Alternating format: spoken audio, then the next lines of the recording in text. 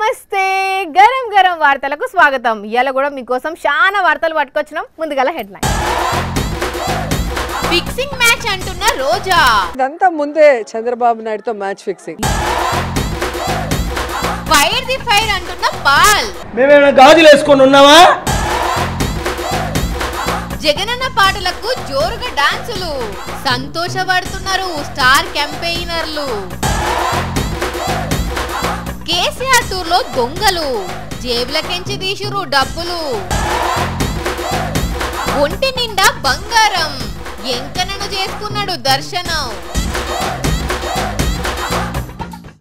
ప్రపంచం మొత్తం శాంతి నింపాలని ప్రజాశాంతి పార్టీ పెట్టి ప్రశాంతంగా పాలిటిక్స్ చేస్తున్న పాల్ కాక పార్లమెంట్ ఎన్నికల ప్రచారాన్ని పొట్టుగా చేస్తున్నాడు.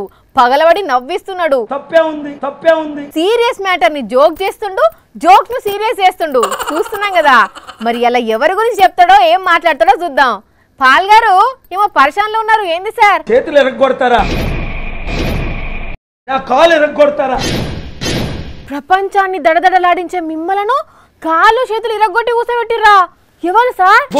గూగుల్ చేసుకోండి తమ్ముళ్ళు. గూగులా అంటే నిన్ను కొట్టినోళ్ళ పేర్లు గూగుల్లో పెట్టినవా? ఎందుకు సార్ మళ్ళీ ఫన్నీ జోక్స్? సహించేది లేదు. పాల్ సార్ మళ్ళీ ఫైర్ లోకి వచ్చిండు. ఒప్పుకునేది లేదు. ఇది సార్, ఇది మీ నుంచి మాకు కావాల్సింది. ఇది సార్ అంటే మీరంటే. అవును సార్, మీరు నవ్విస్తే మాకు లాభం సార్. రెస్పాన్స్ లేదు. మస్తు రెస్పాన్స్ ఉన్నా సార్ యూట్యూబ్ లో మీ వీడియోలకు. తిరిగి ఇచ్చేయండి. ఏం తిరిగి ఇచ్చేయాలి? ఎందుకు తిరిగి ఇచ్చేయాలి సార్? నేను చేసిన తప్పు ఒకటే. అంటే మీరు తప్పులు కూడా చేసిర్రా సార్? ఏంటి సార్ ఆ తప్పు? బిల్ గేట్స్ ని చంద్రబాబు నాయుడుకి ఎలా పరిచయం చేశాను? అవునా? అబ్బా షిట్ డామ్ ఇట్. ఎన్నిసార్లు మీటింగ్ అరేంజ్ చేసిర్రు సార్? 7 సార్లు. సార్ మీరు 7 సార్లు అని 8 వేలు చూపెడుతున్నారు. ఒక్కసారి చూసుకోండి. 7 సార్లు. మళ్ళీ నవ్వులు ఎందుకు సార్? చంద్రబాబు నాయుడు ఎవడు? మళ్ళీ ఇంతల్నే ఫైరా సార్? ఏమైంది సార్? ఐక్యమత్యమే మహాబలం. అవు సార్, ఇప్పుడు ఇదెందుకు సార్? గెలుపు మనదే గనుక.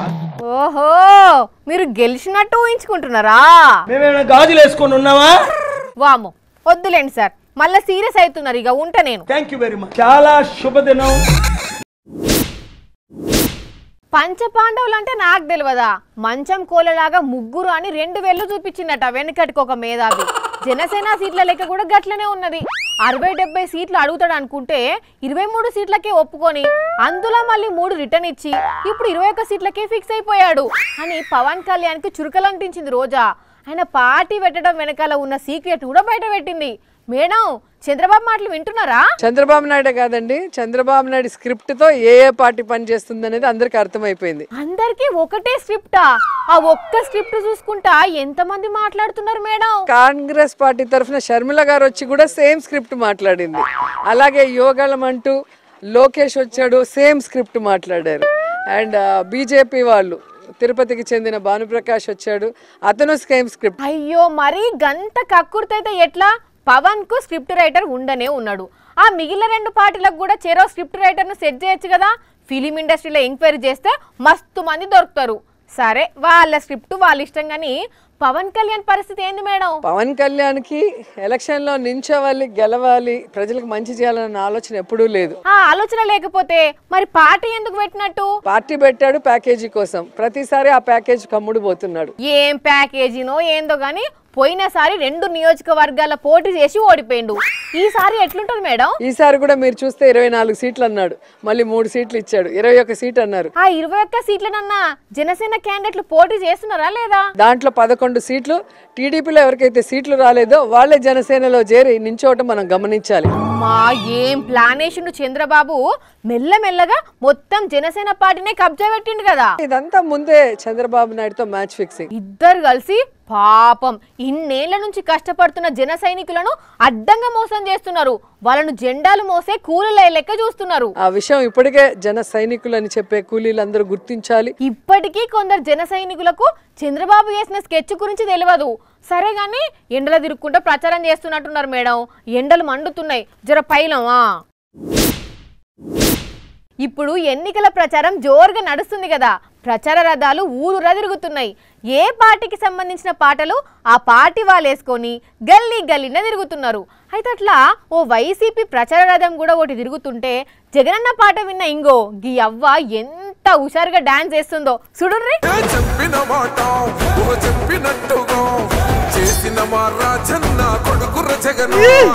ఈ అవ్వ తగ్గేదే లేదు పో. ఈ అవ్వ మామూలుగా ఎగురదలేదు కదా, కర్ర పట్టుకుంటే తప్ప కదలలేని పరిస్థితులలో ఉన్నది. కానీ జగనన్న సాంగ్ వినబడుతోనే ఉరిమే ఉత్సాహంతో ఇట్లా రోడ్డు మీదనే డాన్స్ చేస్తున్నది. ఈ అవ్వ సంతోషాన్ని చూసిన ఊరోళ్ళు వాళ్ళు కూడా మస్తు సంతోషపడబట్టారు. ఇదంతా కూడా వీళ్ళకు జగనన్న మీద ఉన్న అభిమానంతోనే. ఈ అవ్వే ఏంది ఇంకో ఇక్కడికి అన్నలు కూడా మస్తు సంబరం కొద్ది డాన్స్లు ఆడుతున్నారు.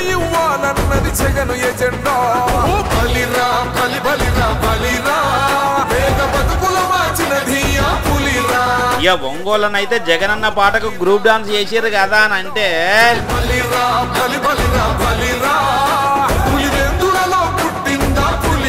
వీళ్ళందరి సంబరం ఇట్టుంటే రోజు జోరుగా ప్రచారం చేస్తున్న అంబటి సారు ఇవాళ ఏకంగా డప్పు పట్టి దరువేసిండు.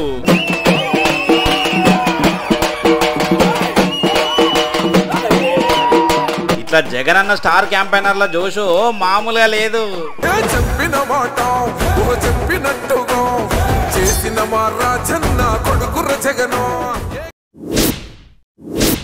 కేసీఆర్ సారు పొలం బాట పట్టి కరీంనగర్ పోయిండు కదా. అయితే ఎండిపోయిన పొలాలు చూసుకుంటా ఆయన బిజీలో ఆయన ఉంటే ఆడికి పోయిన ఒక దొంగోడు వీని బిజీలో వీడున్నాడు. ఏంది కొంపదీసి కేసీఆర్ సార్ జేబు గిట్ల కత్తిరించిండా అనుకుంటుర్రా? అంత సీన్ లేదు వానికి. గాని కేసీఆర్ సార్ పక్కనున్నోళ్ళ జేబులు కత్తిరించిండు. ఇక తర్వాత చూడాలే దొరకబట్టి వానికి కత్తిరించినంత పని చేసిండు ఆడున్నోళ్ళందరూ కలిసి.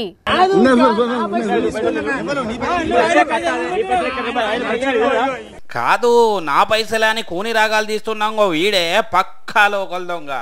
అందుకే అందరు కలిసి పట్టుకొని గట్టిగా దాన్ని రాట. మరి ఆడేడ దొంగతనం చేస్తే ఏం గిట్టుబాటు అయితే లేదు.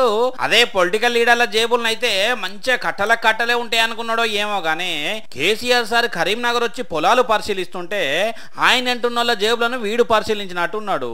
ఇక ఈ అన్న జేబు జరంతా ఉబ్బు కనబడ్డట్టున్నది. అంతే మెల్లగా అందులో చేయి పెట్టి 10,000 రూపాయలు తీసిండట. ఇక కొద్దిసేపు అయితే ఆ నుంచి వెళ్ళిపోయేటోడు కావచ్చు కానీ వెంటనే పట్టుకొని కొట్టేసిన పైసలను తీసుకున్నారు. కానీ వీడు కేసీఆర్ సార్ ప్రోగ్రామ్ కి వచ్చి దొంగతనం చేసిండంటే వీని టార్గెట్ పొలిటికల్ సభలే కావచ్చు. మరి మొన్నట్ల మోడీ సభలో కూడా ఇట్లనే ఓ దొంగోడు దొరికిండు. ఈ లెక్కన చూస్తుంటే ఇదేమన్నా ముఠా నడుస్తున్నదా ఏంది అనిపిస్తున్నది. కానీ ఇటువంటి బద్మాషాలు బాగా తయారైతున్నారు. పోండి నిజంగా వీని కేసీఆర్ సారే కనుక చూసుంటే ఇంతకంటే ఎక్కువనే కోపం చేశా అనుకుంటా. ఏ మనసులో ఏమపో. ఉల్టా చోర్ కొత్వాల్కు డాంటే అన్నట్టున్నది చంద్రబాబు వ్యవహారం. అవ్వాతాతలకు ఇంటింటికి పోయి పింఛన్లు ఇవ్వద్దు అని పుల్ల పెట్టింది ఆయనే. మళ్ళా ఇంటికి పోయి పింఛన్లు ఎందుకు ఇవ్వాలి అని లొల్లి పెట్టింది ఆయనే. డబుల్ యాక్షన్ బాబుని చూసి జనం హోర్ని వేషాలు అనుకుంటున్నారు. నారా చంద్రబాబు నాయుడు గారు ఖాళీగా ఉండరు. ఇంట్లో కూడా ఖాళీగా ఉండరా? ఇంట్లో ఫ్రీగా ఉండలేరు. అంతగానం ఏం పని ఉంది ఆయనకు చేయడానికి? పదవి లేకపోతే అని పిచ్చెక్కుద్ది. ఆ పిచ్చి దగ్గరికి ఏం చేస్తాడు సార్? వెంటనే మన పిచ్చెక్కిస్తాడు సొసైటీకి. ఎలాంటి పిచ్చెక్కిస్తాడు? కులాల మధ్య గొడవలు, మతాల మధ్య గొడవలు. అది ఆయన హాబీ. దాన్ని పిచ్చి అంటారేంది సార్? ఇప్పుడు ఖాళీగా కూర్చున్నారు కదా చంద్రబాబు నాయుడు గారు. ఖాళీగా కూర్చుంటే మరి ఏదో చేయాలిగా. మరి మళ్ళేం లొల్లి మోపు చేసిండు. వీళ్ళు 60-70 లక్షలు ఈ వాలంటీర్స్ ఈ పింఛన్దారులు మళ్ళా జగన్ కు ఓటేస్తారేమో చెప్పేసి దాని మీద కనుబడి. అవును సార్, పోయి అవ్వతాతల మీద పడ్డాడు. పాపం వాళ్ళు మస్తు గోస పడుతున్నారు. అసలు ఆయనకి దిక్కు వాళ్ళ ఐడియా ఎవరిచ్చారు సార్? వాడు అక్కడ ఉన్నాడు, నిమ్మగడ్డ. అదొక ఆంధ్రదేశానికి క్యాన్సర్ గడ్డ. ఈ నిమ్మగడ్డ కూడా చంద్రబాబు గడ్డే కదా. ఎలక్షన్ కమిషన్ వాళ్ళకు లెటర్లు పంపించి, నోటీసులు పంపించి, రిపోర్ట్లు ఇచ్చి ఎలక్షన్ అయ్యేదాకా వాలంటీర్ ఉండడానికి వీల్లేదు. మరి వాళ్ళకు పింఛన్లు ఎట్లా ఇవ్వాలి అని ఆలోచించలేదా? మరి ఎట్టయ్యా వీళ్ళు గుడ్డివాళ్ళు, కుంటివాళ్ళు, మోగవాళ్ళు ఏమైనా సరే 66 లక్షల మంది నడుస్తా వస్తారో చస్తారో మాకు అనవసరం. వాళ్ళు నడిచి రావాల్సిందే. ఖాళీ లేవు కదా నా తెలీదు. మొగున్ను కొట్టి మొగసాలకు ఎక్కినట్టు చేసిందంతా చేసి మళ్ళా ఉల్టా గవర్నమెంట్ నే దబాయిస్తున్నాడు చంద్రబాబు. ఏడుకొండల వెంకన్న స్వామి మీద ఎన్ని నగలుంటాయో మనకి తెలియంది కాదు. ఎందుకంటే ఆయన వడ్డీ కాసుల వారు కాబట్టి. మరి ఆయన మీద అన్ని నగలు ఉన్నాయి. అలాంటి స్వామివారిని దర్శనం చేసుకునేందుకు పోతున్నా నేను కూడా ఎన్నో కొన్ని నగలేసుకొని పోవాలనుకున్నాడో ఏమో గాని ఓ గోల్డెన్ భక్తుడు స్వామివారి దర్శనానికి పోతే సెల్ఫీల కోసం ఎగబడ్డారు.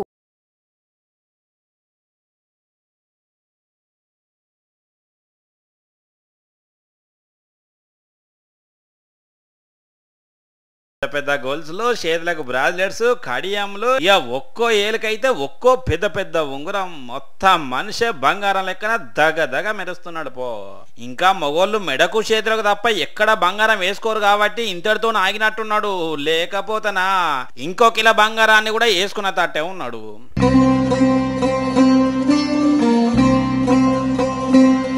ఇంతకీ ఒంటి మీద ఉన్న బంగారం ఎంతో తెలుసునా?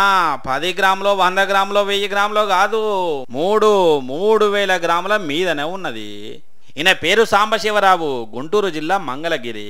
స్వామివారి దర్శనం కోసం తిరుమలకు వస్తే ఈ గోల్డ్ మ్యాన్ చూసిన భక్తులు సెల్ఫీలు దిగబట్టిర్రు. ఇప్పుడైతే బంగారం రేట్లు భగ మండుతున్నాయి. మరి ఈ అన్న అంతకు ముందే ఉన్నాడో ఏమో తెలియదు కానీ ఇప్పుడున్న రేటు ప్రకారం చూస్తేనైతే ఏం తక్కువ 2 కోట్ల మీదనే ఉంటది అనుకుంటా. కానీ అన్ను స్వామివారి దగ్గరికి ఇన్ని నగలేసుకొని వచ్చినావు మంచిగానే ఉన్నది కానీ బయటికి వెళ్ళినప్పుడైతే ఈ నగలన్నీ వేసుకోపోకు. అసలే బయట చైన్లు దెంపుడు గల్లు ఎక్కువ తిరుగుతున్నారట. అయినా ఇంత బంగారం వేసుకున్నా మీ మీద ఎవరికైనా చేసే ధైర్యం ఉంటుందా? తీయండి. ఏండ్లకు ఏండ్లు పార్టీల పనిచేసి పార్టీ జెండా మోసి పార్టీ పతార వెంచిన వాళ్ళకు టికెట్ రాకుంటే ఏం చేస్తారు? ఎమ్మెల్యే టికెట్ కాకుంటే ఎమ్మెల్సీ టికెట్ హామీ తీసుకుంటారు. అది కాకుంటే లోక్సభ సీటు ఇవ్వమంటారు. అది కూడా కుదరకపోతే రాజ్యసభ అడుగుతారు. ఏదో పదవి తీసుకొని మళ్ళా పార్టీలనే ఉంటారు. ఒకవేళ పార్టీ ఏం ఆఫర్ ఇవ్వకుంటే కండువా మారుస్తారు. ఈ నడుమ దేశంలో చాలా మందిని చూస్తున్నాం కదా. అయితే టికెట్ రాలేదని ఒక లీడర్ ఈడ ఏం చేసిందంటే,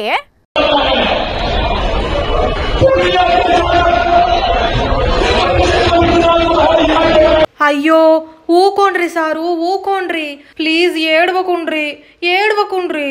రాములా అస్సలు ఊకుంటలేడు కదా, జర సైసుండ్రి సారు సైసుండ్రి. పాపం సారుకు కడుపు నిండా దుఃఖం ఉన్నట్టున్నది, అందుకనే ఇంతగానో ఏడుస్తున్నాడు. సార్ ఎవరో గుర్తుపట్టిండ్రా? పప్పు యాదవ్, బీహార్లో పేరెళ్ళిన లీడరు. కొద్ది రోజుల కింద సారుగారి పార్టీని కాంగ్రెస్లో విలీనం చేస్తే చేయి పాటోళ్ళు టికెట్ ఇస్తామని ఆశ పెట్టిండ్రట. కానీ ఆఖరికి వచ్చేసరికి పొత్తులో భాగంగా టికెట్ ఆర్జేడీకి పోయేసరికి నా పార్టీని విలీనం చేయాలి, నాకే టికెట్ ఇయ్యరా, ఇదేం రాజకీయం అనుకుంటా బోరును ఏడిచిండు. అయినా సారు ఇట్లా ఏడిస్తే మీకు అపోజిషన్ వాళ్ళు ఇంకింత ఏడిపియ్యరా? సరే సారుకు బాధ అనిపించి ఏడ్చినట్టున్నాడు. కానీ ఇక ఈ ముచ్చట ఇటుంచితే ఇటు బీహార్ రాష్ట్రంలో ఇండిపెండెంట్ అభ్యర్థి లోక్సభకు నామినేషన్ వేసేటందుకు పైసలు లేవని ఇల్లు తిరిగి పైసలు అడుక్కుంటున్నాడు. రోడ్ల మీద అటు ఇటు పనులకు పోయే వాళ్ళను, ఛాయ్ కొట్టోళ్లను, దూకడం కొట్టు వాళ్ళను బుద్ధిలున్నంత ఇయ్యమని కోరుతున్నాడు. స్వతహాగా అన్న ఆటో డ్రైవర్ అవ్వడుతోని పార్లమెంటు నియోజకవర్గం మొత్తం తిరిగి కవర్ చేస్తున్నాడట. కానీ రాజకీయ నాయకులు కొందరు గమ్మతిగా చేస్తే ఇంకా కొందరేమో రాజకీయాలు చేసుడు ఏం అర్థం కాక ఏడుపులు పెడబొబ్బులు పెడుతున్నారు.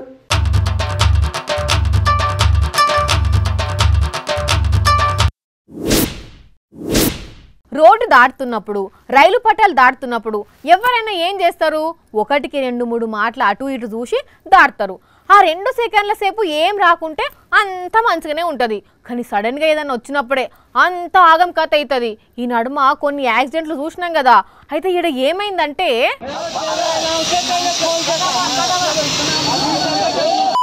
రైలు వెళ్ళిపోయింది, చెల్లె సేఫ్ అయ్యింది. పాపం చూడుండ్రి, చెల్లె ప్రాణాల మీద భయంతోని ఎట్లా నక్కిందో ప్లాట్ఫారం కింద. అయినా రైలు వస్తుంటే చెల్లె అట్లెట్లా పోయింది? అసలు ఎందుకు ఇట్లా జరిగింది అంటే, ముందుగాల చెల్లె అడుగేద్దాం అనుకునేటప్పుడు రైలు అక్కడనే ఆగున్నదట. ఇంతల్నే చెల్లె 2 అడుగులు వేసేసరికి రైలు కదిలిందట. అంతే, భయంతోని బిక్కుమనుకుంటా అట్లనే ప్లాట్ఫామ్ కిందకి నక్కింది.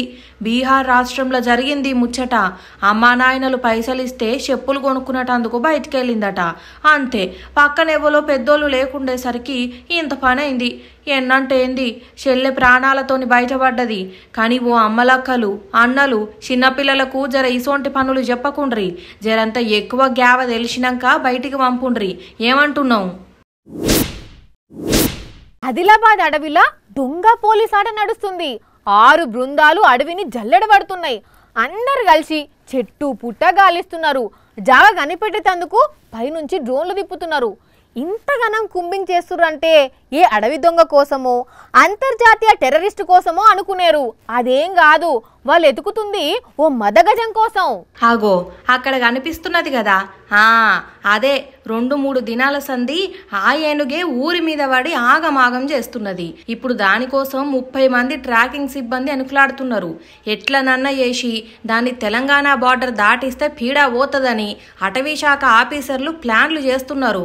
కానీ అది కనపడ్డట్లే కనపడి అంతల్నే గాయబైతున్నదట. ఇగిట్లా కాదని అది ఏడున్నదో కనిపెట్టేటందుకు డ్రోన్లను ఎగరేసిండ్లు. రాత్రిపూట కూడా ఏనుగు జాడ తెలుసుకునేటందుకు థర్మల్ డ్రోన్లను తిప్పుతున్నారు. Village protection, mobile teams, elephant tracking team అన్ని కలిసి ఆపరేషన్ గజ పేరుతోని ఆ మదగజం కోసం గాలిస్తున్నాయి. అసలు ఇది మన లోకలేను కాదట. ఛత్తీస్గఢ్ ఏరియా నుంచి మహారాష్ట్రకు 23 ఏనుగుల గుంపు పోతుంటే ఆ మందల నుంచి ఈ మదగజం కాట కలిసి తెలంగాణలో ఎంటర్ అయిందట. ఇక మరి తోటి ఏనుగులు గడపడకుండా పోయేసరికి భయంతోనో ఎంటబడి ధర్ముతున్న జనాలను చూసి తిక్కరేగో మొత్తం పిచ్చివాటినట్లయి గాయ చేసి ఇప్పటికే 2 రైతులను తొక్కి చంపింది. దాంతోని బెజ్జూరు, పెంచికల్పేట, చింతలమానేపల్లి మండలాలల్లా 144 సెక్షన్ పెట్టిండ్లు పోలీసులు. ఆ ఏనుగును పట్టుకునేటందుకు పర్మిషన్ లేదట. అందుకే మెల్లమెల్లగా దాన్ని గెదువుకుంటా మహారాష్ట్ర అడవులకు మళ్లించే పని చేస్తున్నారు మన అటవీ శాఖ ఆఫీసర్లు. ఈ నడుమ ఈ అడవి జీవాలు ఎవరో విలిచినట్లే వచ్చి ఊరు మీద పడి గత్తర లేపుతున్నాయి. ఆఖరణకి ఒక్క వాడుతుంది, అదేందో చూసేయండి. ఇంకో టేబుల్ మీద కుప్ప పోషున్నాయి. ఇవి ఏంటియో తెలిస్తే మస్తు పర్షాన్ అవుతారు. ఎందుకంటే ఇవేంటి అనేది మీ ఊహకు కూడా అందాయి కాబట్టి. ఎందుకంటే ఇవన్నీ సిమ్ము కార్డులు. ఇంకో సిగ్నల్ లేని బద్మాష్ గల నుంచే పట్టుకున్నారు పోలీసులు. 100 కాదు 1000 కాదు 8774 సిమ్ములు ఇవి. వాయమ్మనే అన్ని సిమ్ములు ఎందుకు? వారితో ఎంతమందికి ఫోన్లు చేసిర్రు? మేము 2 సిమ్ములు మెయింటైన్ చేసేందుకే మాతో అయితలేదు.